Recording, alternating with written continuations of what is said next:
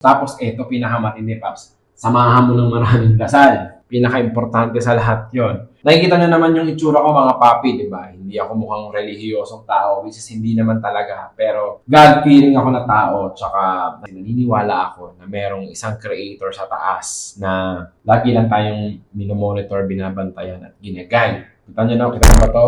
Gaganyan-ganyan, pero rosary yan, Paps. Malaking tulong sa akin kapag marami akong problema. Alam mo na kung paano siya gamitin, di ba? Magdasal ka lang palagi, bigay mo na sa kanya lahat, offer mo na lahat, paubaya mo na lahat sa kanya.